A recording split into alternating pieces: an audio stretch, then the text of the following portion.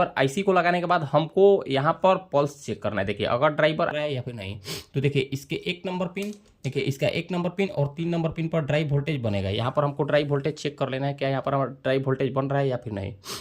तो देखिए यहाँ पर हमारा ड्राइव वोल्टेज तो बिल्कुल नहीं बन रहा है। देखिए यहाँ पर हमारा ड्राइव पिन पर 10 से 15 वोल्टेज नहीं बनेगा, तो यहाँ पर ये हमारा पल्स जनरेट नहीं करेगा। और अगर हेलो फ्रेंड्स, स्वागत है आपका आज की इस नई वीडियो में।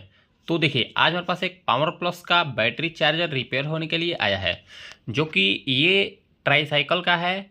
जैसा कि हम आपको दिखाते हैं ये कितना वोल्ट और कितना एम्पियर का है। देखिए इसका आउटपुट वोल्टेज 28 वोल्ट है और ये 5 एम्पियर का चार्जर है। अब इसमें कस्टमर का कहना ये है कि इसमें मेंस का लाइट ग्लो कर रहा है और इसमें कोई और एलईडी ग्लो नहीं कर रहा है। मतलब सिर्फ ये मेंस पर ही रह रहा है, ना ये चार्जिंग कर रहा है और ना ही ये बैटरी डिस्कनेक्ट का लाइट जल रहा है। अब चलिए सबसे पहले हम इसमें सप्लाई को देते हैं। देखिए हम इसमें सीरीज में सप्लाई दिए, थोड़ा सा लोड लिया और देखिए ये हमारा एसएमपीएस ऑन हो गया, यानी कि ये हमारा चार्जर ऑन हो गया। चार्जर ऑन तो हुआ, लेकिन इसका मेंस ऑन का लाइट ग्लो कर रहा है। जबकि यहाँ पर ये बैटरी जब इसमें नहीं रहता है तो बैटरी डिस्कनेक्ट का यहाँ पर जो इंडिकेटर है यहाँ पर जलना चाहिए, और जब हम इसको चार्जिंग में लगाए तो यहाँ पर हमारे ये चार्जिंग का लाइट ग्लो करना चाहिए। फिलहाल ये मेंस पर ही अटका हुआ है, जबकि हमारा अगर ये एसएमपीएस सही होता तो यहाँ पर बैटरी डिस्कनेक्ट का जो यहाँ पर चार्जर है यहाँ पर ये हमारा ग्लो करना चाहिए। फिलहाल ये ग्लो नहीं कर रहा है। कस्टमर ये चीज़ बोले हैं कि हम इसको एक जगह दिखवा चुके हैं, उसके बावजूद भी ये सही नहीं हुआ। तो चलिए हम इसमें सबसे पहले सप्लाई को निकाल देते हैं। सप्लाई निकालने के बाद अब हम क्या करते हैं, अब हम इसका सारा पेज को खोलते हैं। देखिए 1 2 3 और 4, इसके चारों पेज को खोलते हैं। चारों पेज को खोलने के बाद हम आपको स्टैंड पर अपना फ़ोन को सेट करके दिखाते हैं ये किस तरीके से रिपेयर होगा, क्या इसमें प्रॉब्लम है और ये क्यों उससे ठीक नहीं हो पाया। देखिए हम इस चार्जर को खोल लिए। अब चार्जर खोलने के बाद देखिए एक चीज़ हमको इसमें दिखा, इसका देखिए मोस्फेट ओपन है। मोस्फेट ओपन होने के साथ इसका देखिए ये फ़ैन का कनेक्टर भी टूटा हुआ है, यानी कि फ़ैन का जो कनेक्शन है ये भी टूटा हुआ है, मतलब ये कहीं ज़रूर गया है। अब हम क्या करते हैं, सबसे पहले इसमें 1 2 और 3, देखिए इसमें 3 या 4 पेज होगा। देखिए इसमें 4 पेज होना चाहिए, लेकिन 1 पेज नहीं है, इसमें 4 पेज है। हम चारों पेज को खोलते हैं और इसके बैक साइड ये भी देखते हैं क्या उधर भी कुछ कंपोनेंट निकला हुआ है या फिर उधर कहीं प्रॉब्लम है। मतलब इसमें तो मोस्फेट जब निकलेगा, मोस्फेट जब निकला हुआ होगा और जब मोस्फेट निकलेगा तो सिर्फ मेंस का लाइट ग्लो करेगा, क्योंकि स्विचिंग नहीं होने के कारण यहाँ पर मेंस का ही सिर्फ लाइट ग्लो करेगा। बैटरी फुल या फिर चार्जिंग का कोई भी इंडिकेशन ग्लो नहीं करेगा, क्योंकि स्विचिंग ही नहीं होगा और जब तक स्विचिंग नहीं होगा तब तक आउटपुट वोल्टेज हमको मिलेगा नहीं। तो हम इस पीसीबी को खोल लेते हैं सबसे पहले। तो देखिए कुछ इस तरीके से इसका बैक साइड से पीसीबी आपको देखने को मिल रहा होगा। देखिए इसमें ड्राइवर आईसी फिलहाल नहीं है। ड्राइवर आईसी नहीं होने का मतलब इसमें कुछ काम हुआ है, कुछ काम होने के बाद ये हमारे पास आया है। देखिए इसमें मोस्फेट कौन सा नंबर का लगा हुआ है हम आपको दिखाने का प्रयास एक बार करते हैं। देखिए इसमें 9N, देखिए इसमें 9N90C करके इसमें मोस्फेट लगा हुआ है, यानी कि 9 एम्पियर 900 वोल्ट का इसमें मोस्फेट लगा हुआ है। अब देखिए अब इसमें आखिर ऐसा क्या समस्या है जो रिपेयर नहीं हो पा रहा है। तो अब हम क्या करते हैं, सबसे पहले तो हम इसका एक बार ये चीज़ चेक कर लेंगे फिल्टर कैपेसिटर पर वोल्टेज बन रहा है या फिर नहीं। देखिए यहाँ पर 450 वोल्ट का कैपेसिटर लगा हुआ है। इस कैपेसिटर पर हमको 250 से 350 के बीच में वोल्टेज देख लेना है। वैसे यहाँ पर वोल्टेज बनना ही चाहिए, क्योंकि अगर यहाँ पर वोल्टेज नहीं बनेगा तो हमारा मेंस का ये जो लाइट है, मेंस का लाइट ग्लो नहीं करता। फिलहाल फिर भी हम एक बार इसको चेक कर लेते हैं। सबसे पहले हम क्या करते हैं, सबसे पहले हम इसमें 2 वायर को जोड़ लेते हैं। सबसे पहले मेंस में हम 2 वायर को जोड़ लेते हैं ताकि हम आपको बढ़िया से चेक करके दिखा सके। एक वायर को जोड़ लिए और इसमें हम दूसरा वायर को भी जोड़ लेते हैं। हम इसको कोशिश करेंगे कि आपको रिपेयर करके दिखा दे एकदम इजी स्टेप में। देखिए हम इसमें सप्लाई दिए, सप्लाई देने के बाद देखिए इसका मेंस का लाइट ग्लो कर गया। मेंस का लाइट ग्लो कर गया, इसका मतलब कि यहाँ पर हमको इस कैपेसिटर पर 250 से 350 के बीच में वोल्टेज मिलना ही चाहिए, ना का तो सवाल ही नहीं है। देखिए यहाँ पर हमको 331 वोल्टेज का अप्रॉक्स देखने को मिल गया। अब यही वोल्टेज मोस्फेट के अब यही वोल्टेज मोस्फेट के गेट पिन पर ड्रेन पिन पर आएगा। देखिए यही वोल्टेज मोस्फेट के ड्रेन पिन पर आएगा। देखिए यहाँ पर हमको 331 वोल्टेज देखने को मिल रहा है। अब 331 वोल्टेज देखने को मिल रहा है। अब देखिए अब ये चार्जर हमारा वोल्टेज को ये हमारा कैपेसिटर वोल्टेज को स्टोर कर लिया होगा। देखिए जब क्योंकि यहाँ पर स्विचिंग नहीं होता है तो कैपेसिटर वोल्टेज को स्टोर कर लेता है। फिलहाल इसको थोड़ा सा डिस्चार्ज होने देते हैं। कैपेसिटर डिस्चार्ज हो जाता है, उसके बाद हम आपको दिखाते हैं। सबसे पहले हमको क्या चेक करना है, सबसे पहले तो इसमें हमको ड्राइवर आईसी लगाना है। अब इसमें ड्राइवर आईसी किस नंबर का लगाएं, अब कुछ लोग के दिमाग में ये भी सवाल उठेगा। तो देखिए आप इसमें 3844 3845 करके इसमें दोनों में से कोई भी आईसी को, ड्राइवर आईसी को इस्तेमाल में ले सकते हैं। ज़्यादातर 3844 और 3845 करके ही ड्राइवर आईसी को इस तरीके के एसएमपीएस में इस्तेमाल में लिया जाता है। और इसमें मोस्पेट आप किस नंबर का लगाएं, तो देखिए यहाँ पर 9 एम्पियर का मोस्पेट है, तो आप इसमें 9 एम्पियर से लेकर 20 एम्पियर तक के कोई सा भी मोस्पेट को इस्तेमाल में ले सकते हैं। बस आपको मोस्पेट ओरिजिनल ही लेना है, लोकल मोस्पेट नहीं लेना है, क्योंकि अगर आप लोकल मोस्पेट लीजिएगा तो कुछ दिन चलेगा या फिर कुछ वक्त चलेगा और उसके बाद वो मोस्पेट फिर से शॉर्ट हो जाएगा। तो सबसे पहले हमको क्या करना है, एक बार हम ये चीज़ चेक कर लेते हैं क्या इसका वोल्टेज डिस्चार्ज हुआ या फिर नहीं, क्योंकि फिलहाल हमारे पास अभी तो 100 वाट का बल्ब है नहीं जिससे कि हम इसको डिस्चार्ज कर सके। तो 31 वोल्टेज है, तो इसको हम मैनुअली खुद से डिस्चार्ज कर लेते हैं। देखिए इसको हम खुद से डिस्चार्ज एक बार कर लेते हैं। देखिए हम इसको खुद से डिस्चार्ज कर लिए। अब हमको क्या चेक करना है, सबसे पहले तो हमको इसमें देखिए, सबसे पहले देखिए इसमें इतना सारा रेजिस्टेंस है, तो रेजिस्टेंस अगर ख़राब है बढ़िया है, इस चीज़ को चेक करने के लिए हमको यहाँ पर एक ड्राइवर आईसी को लगाना पड़ेगा, क्योंकि जब तक हम इसमें ड्राइवर आईसी को नहीं लगाएंगे तब तक हम इसमें कुछ चेक नहीं कर पाएंगे। फिलहाल हम आपको कुछ रेजिस्टेंस दिखा देते हैं जो कि इसमें उस वैल्यू का रेजिस्टेंस लगा हुआ है। देखिए इसमें आपको 5.1 किलो ओम का रेजिस्टेंस लगा हुआ आपको देखने को मिलेगा। यहाँ पर किस नंबर का रेजिस्टेंस लगा हुआ है, 4R70 यानी कि 4.7 ओम का यहाँ पर रेजिस्टेंस लगा हुआ है। यहाँ पर ये जो जेना डायोड है, यहाँ पर आप 15 ओम से लेके, यहाँ पर 15 वोल्ट से लेके 20 वोल्ट तक के कोई भी यहाँ पर जेना डायोड को इस्तेमाल में ले सकते हैं, यहाँ पर जो आपको देखने को मिल रहा है। और देखिए हम आपको एक चीज़ बता देते हैं, रेजिस्टेंस का, अगर एसएमडी रेजिस्टेंस का आपको वैल्यू पता करना है किस वैल्यू का ये एसएमडी रेजिस्टेंस है, तो आप कमेंट कीजिएगा, हम इस पर भी एक आपको वीडियो बनाकर दे देंगे। ये काफ़ी आसान होता है इस टाइप का रेजिस्टेंस का वैल्यू को पता करना। और आपको ये चीज़ नहीं पता है तो आपके पास एक तरीका है, इस रेजिस्टेंस का फोटो को लेकर ऊपर से फोटो ले ले और गूगल पर सर्च कर ले कि ये कितना वैल्यू का रेजिस्टेंस है, आपको पता चल जाएगा। तो सबसे पहले हमको क्या करना है, सबसे पहले हम इसमें एक 3844 आईसी को लगाते हैं। हम आपको सबसे पहले 3844 एक आईसी निकाल कर दिखाते हैं। तो देखिए हम इसमें एक आपको दिखाते हैं, इसमें देखिए 3844 करके आपको ड्राइवर आईसी देखने को मिल रहा है। देखिए UC 3844B करके यहाँ पर ये एक ड्राइवर आईसी आपको देखने को मिल रहा है। तो हम क्या करते हैं, हम इसमें से एक 3844 आईसी को बाहर निकालते हैं। देखिए हम इसमें से एक 3844 आईसी को बाहर निकाल लेते हैं। देखिए थोड़ा सा ये चिपका हुआ होता है, तो हम इसमें से एक 3844 आईसी को सबसे पहले बाहर निकालते हैं। देखिए हम इसमें से एक 3844 आईसी को बाहर ले लिए, इसको हम साइड में रखते हैं। इसमें आपको 1 नंबर पिन, 2 नंबर पिन, इसमें देखिए आपको एक डॉट देखने को मिल रहा होगा। देखिए इसमें आपको एक डॉट देखने को मिल रहा है। यहाँ पर इस डॉट को देखिए, यहाँ पर भी आपको एक डॉट देखने को मिल रहा होगा। इस डॉट को उस डॉट से आपको मिलाना है, क्योंकि अगर आप आईसी को उल्टा लगा दीजिएगा तो आपका आईसी फट जाएगा या फिर खराब हो जाएगा। देखिए यहाँ पर आपको एक डॉट, व्हाइट डॉट देखने को मिल रहा है, मतलब ये जो डॉट है और ये डॉट है, इसको उस डॉट से मिला देना है। इससे क्या होगा, ये आईसी का सही डायरेक्शन का पहचान होता है। तो हम अपना फ़ोन को अब जूम कर लेते हैं। देखिए फ़ोन को जूम कर लेते हैं ताकि हम आपको बढ़िया तरीके से इस चीज़ को दिखा सके। देखिए फिलहाल हमारा इसमें अभी कोई भी पिन या फिर कोई भी मोस्फेट या फिर कोई भी ड्राइवर आईसी शॉर्ट नहीं है, क्योंकि हमारा सीरीज ब्लॉक ग्लो नहीं कर रहा है। इससे तो हमको एक बेनिफिट मिला कि मतलब अभी हमको शॉर्टिंग इसमें ठीक नहीं करना है। फिलहाल इसमें कोई शॉर्टिंग नहीं है, तो हमको हो सकता है इस पीसीबी को रिपेयर करना मेरे लिए आसान हो जाएगा। तो देखिए अब हम इस डॉट को, देखिए हम आपको दिखाते हैं, यहाँ पर ये जो डॉट है, इस डॉट को हम इस डॉट के साथ मिला देते हैं। मतलब यानी कि हमको इस डायरेक्शन में आईसी को लगाना है। थोड़ा सा आप हमारे फ़ोन पर ध्यान दीजिएगा, फ़ोन पर बोल रहे हैं आप, हमारे पीसीबी पर ध्यान दीजिएगा। हम इसको सोल्डरिंग कर के आपको दिखाते हैं। देखिए हम इसको सोल्डर के सहायता से ही सोल्डरिंग कर लेते हैं, एसएमडी के सहायता से सोल्डरिंग। एसएमडी फिलहाल हमारे तो घर पे नहीं है, दुकान पर एसएमडी अवेलेबल है। फिलहाल यहाँ पर तो एसएमडी नहीं है, तो हमको सोल्डर से ही यहाँ पर इसको सोल्डरिंग करना होगा। तो हम इसको यहाँ पर सोल्डरिंग कर लेते हैं बढ़िया तरीक़ा से। देखिए इस टाइप का चार्जर को सोल्डरिंग करना या फिर आईसी बदलना काफ़ी आसान है। ये काफ़ी आसानी तरीक़ा से आईसी चेंज हो जाता है। तो देखिए फ्रेंड्स, थोड़ा सा सर्दी हो जाने के कारण हम वीडियो को बार बार कट करें, क्योंकि हमारा नाक से पानी आ रहा है, इसी के कारण वीडियो को हम रोक दे रहे हैं। देखिए ड्राइवर आईसी को हम बढ़िया तरीक़ा से लगा दिए। देखिए हम ड्राइवर आईसी को कितना बढ़िया तरीक़ा से लगा दिए। हम इसको अपने सोल्डर के सहायता से ही सोल्डरिंग किए। अब देखिए ड्राइवर आईसी को लगाने के बाद अब आपको क्या चेक करना है। अब आपको सबसे पहले अपना फ़ोन को जूम आउट कर लेते हैं।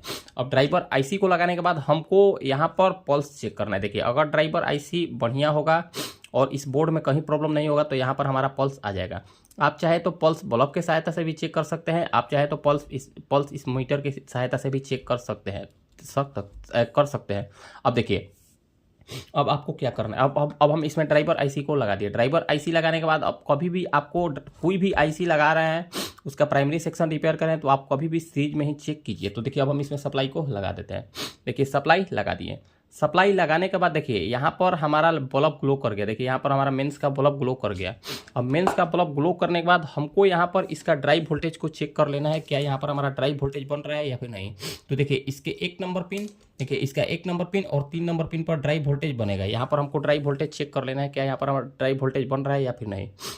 तो देखिए यहाँ पर हमारा ड्राइव वोल्टेज तो बिल्कुल नहीं बन रहा है। देखिए यहाँ पर हमारा ड्राइव वोल्टेज बिल्कुल नहीं बन रहा है। यहाँ पर ड्राइव वोल्टेज हमारा 0 है, जबकि अगर यहाँ पर ड्राइव वोल्टेज बनता तो यहाँ पर 0 volt 1 volt 2 volt 0 volt 1 volt 2 volt 0 volt 1 volt 2 volt ऐसे आते जाते रहता। मतलब इसमें अभी भी कहीं ना कहीं प्रॉब्लम है। अब कहीं ना कहीं प्रॉब्लम है इसमें, तो आपको क्या चेक करना है। तो सबसे पहले आपको ये चीज़ चेक कर लेना है। देखिए अगर इसमें ड्राइव नहीं बन रहा है तो ड्राइव नहीं बनने का 2-3 कारण है। अब क्या क्या कारण है ये चीज़ हम आपको बताते हैं। देखिए हम इसमें सप्लाई को निकाल देते हैं। और देखिए सप्लाई निकालने के बाद सबसे पहले तो आप इसमें एक चीज़ जान लें। अब इसमें आपको एक चीज़ जानना है कि इसमें 3844 आईसी लगा हुआ है। तो अगर ड्राइव वोल्टेज ये 3844 आईसी आउट नहीं कर रहा है तो मतलब आपको सबसे पहले इसका VCC सप्लाई को, इस आईसी का VCC सप्लाई को चेक कर लेना है। यानी कि 3844 का VCC सप्लाई 7 नंबर पिन होता है। 7 नंबर पिन पर हमको 10 से 15 वोल्टेज के बीच में देखने को मिलना चाहिए। अगर इसके 7 नंबर पिन पर 10 से 15 वोल्टेज नहीं बनेगा तो यहाँ पर ये हमारा पल्स जनरेट नहीं करेगा। और अगर इस आईसी पर 10 से 15 वोल्टेज मिलेगा तो उसके अलावा अगर ड्राइव वोल्ट आउट नहीं करेगा तो इस चीज़ को भी हम एक बार चेक कर लेंगे। तो हम क्या करते हैं, अब हम इसमें सप्लाई फिर से देते हैं। सप्लाई दे दिए। अब देखिए सबसे पहले हम आपको दिखाते हैं 7 नंबर पिन इसका कौन सा है। देखिए यहाँ पर आपको एक डॉट देखने को मिल रहा है। ये 8 पिन का आईसी है। यहाँ से स्टार्ट कीजिए डॉट के पास से 1 2 3 और 4 5 6 7, यानी कि ये 7 नंबर पिन है। इस 7 नंबर पिन पर हमको 10 से 15 वोल्टेज के बीच में मिलना चाहिए। देखिए किसी भी SMPS को आपको स्टेप बाय स्टेप रिपेयर करना है, उससे क्या होगा, उससे PCB आसानी से रिपेयर हो पाता है। तो देखिए हम जैसे जैसे आपको बता रहे हैं आप उस तरीक़ा से इसको रिपेयर करते जाइए, आसानी से किसी भी टाइप का PCB रिपेयर हो जाएगा। देखिए हम इसको ग्राउंड कर लिए, देखिए हम इसके प्रोब को ग्राउंड पर रख लिए। ये हो गया हमारा ग्राउंड पिन। देखिए हम इसको ग्राउंड पर यहाँ रख लेते हैं और इसके 7 नंबर पिन पर हमको वोल्टेज को चेक कर लेना है, क्या यहाँ पर हमको वोल्टेज देखने को मिल रहा है। तो देखिए यहाँ पर हमको 10 से 15 वोल्टेज, देखिए 10 volt 11 volt 14 volt 12 volt 10 volt ऐसे बन रहा है। मतलब कि इसके ड्राइवर आईसी पर हमको वोल्टेज देखने को मिल रहा है। यहाँ पर हमारा वोल्टेज स्टेबल इसलिए नहीं है क्योंकि इसमें हम मोस्फेट को नहीं लगाए हैं। देखिए यहाँ पर हमको 7 नंबर पिन पर वोल्टेज तो देखने को मिल गया, मतलब यहाँ पर हमारा VCC सप्लाई बन रहा है। अब VCC सप्लाई बन रहा है उसके बावजूद भी हमारा ड्राइव वोल्टेज नहीं बन रहा है, मतलब इसका मतलब कहीं और भी दिक्कत इसमें है। देखिए सबसे पहले हम इसको थोड़ा सा डिस्चार्ज हो जाने देते हैं। अब देखिए इसमें क्या प्रॉब्लम अब हो सकता है, VCC सप्लाई बनने के बाद भी ये ड्राइव वोल्ट यानी कि ये ड्राइव पल्स आउट नहीं कर रहा है। अब देखिए इस आईसी के 6 नंबर पिन से ड्राइव पल्स आउट होता है। इस आईसी के 6 नंबर पिन से ड्राइव पल्स आउट होता है। अब देखिए ड्राइव पल्स नहीं आने का 2-3 कारण और है। देखिए सबसे पहले तो यहाँ पर आपको एक BD 140 दो आपको ट्रांजिस्टर देखने को मिल रहा होगा। ये ट्रांजिस्टर खराब हो जाने के कारण ऐसा समस्या देखने को मिल सकता है। यहाँ पर 4R7 करके यहाँ पर एक रेजिस्टेंस है, ये रेजिस्टेंस खराब हो जाने के कारण भी यहाँ पर हमारा ड्राइव पल्स नहीं आएगा। यहाँ पर हमारा 5.1 के का रेजिस्टेंस भी ओपन हो जाएगा तो हमारा ड्राइव पल्स नहीं आएगा। यहाँ पर हमारा 15 से 20 वोल्ट का यहाँ पर ये जेनर डायोड खराब हो जाने के कारण भी ड्राइव पल्स नहीं आउट होगा। तो हम सबसे पहले क्या चेक करते हैं, सबसे पहले हम इसमें यहाँ का 4-5 चीज़ को चेक कर लेते हैं। सबसे पहले यहाँ पर 4R7 ये रेजिस्टेंस ज़्यादा खराब होता है। यहाँ पर ये जेनर डायोड ज़्यादा खराब होता है। यहाँ पर 5.1 किलो ओम का रेजिस्टेंस ज़्यादा खराब होता है। यहाँ पर BT 139 और BT 140 ज़्यादातर खराब होता है। तो हम क्या चेक करते हैं, सबसे पहले हम अपना मल्टीमीटर को एक बार देखिए, सबसे पहले मल्टीमीटर को इसको कंटिन्यूटी रेंज पर ही रखते हैं। सबसे पहले हम मल्टीमीटर को कंटिन्यूटी रेंज पर ही रखते हैं। कंटिन्यूटी रेंज पर रखने के बाद देखिए, कंटिन्यूटी रेंज पर मल्टीमीटर को रखने के बाद देखिए, हम थोड़ा सा फोन को अब जूम आउट कर देते हैं। कंटिन्यूटी रेंज पर रखने के बाद सबसे पहले हम इस 4R7 रेजिस्टेंस को चेक करते हैं कि यहाँ पर हमारा कितना रीडिंग देखने को मिल रहा है। देखिए यहाँ पर आपको 5.4 करके रीडिंग देखने को मिल रहा है। यहाँ पर अब हम क्या करते हैं, अब यहाँ पर ये हमारा 5.1 किलो ओम का रेजिस्टेंस है, तो यहाँ पर भी हम अब मीटर को रेजिस्टेंस मोड पर रखती है और यहाँ पर अब हम इस रेजिस्टेंस का वैल्यू एक बार चेक कर लेते हैं।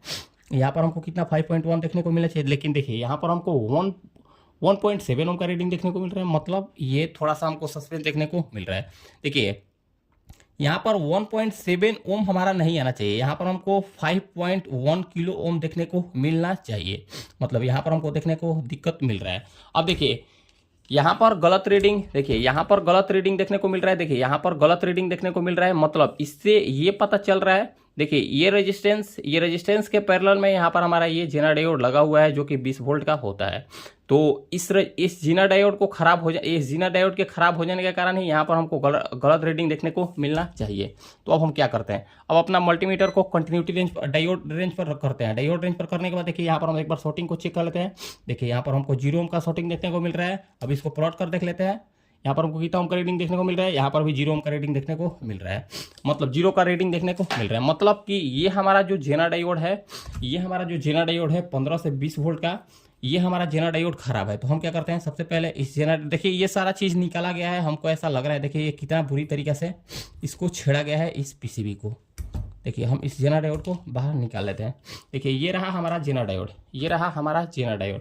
अब जेना डायोड निकालने के बाद अब एक बार हम यहाँ पर इसका रेजिस्टेंस का वैल्यू चेक कर लेते हैं। क्या यहाँ पर अब हमको रेजिस्टेंस का वैल्यू देखने को मिल रहा है।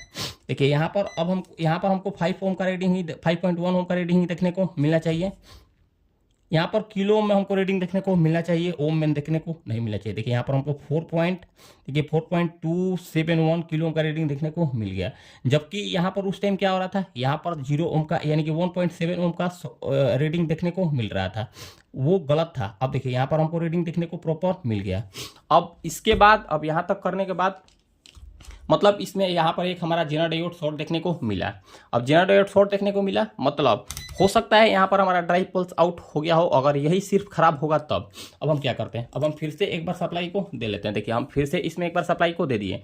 सप्लाई देने के बाद देखिए हमारा मेंस ग्लो हो गया। अब एक बार हम इसका ड्राइव पल्स को चेक कर लेते हैं, क्या यहाँ पर हमारा ड्राइव पल्स मिला या फिर नहीं। तो देखिए यहाँ पर हमारा ड्राइव पल्स बिल्कुल आसानी के साथ आ गया। देखिए आप मीटर पर हमारा ध्यान दीजिए।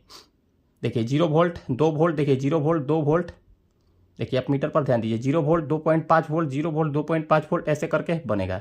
कभी भी ड्राइव पल्स आपका स्टेबल नहीं रहेगा, आएगा जाएगा, इस तरीके से ड्राइव पल्स आपको देखने को मिलेगा। देखिए 0 volt 2 volt 0 volt 2 volt 0 volt 2 volt 0 volt 1 volt 2 volt 1 volt 2 volt, ऐसे करके बनेगा।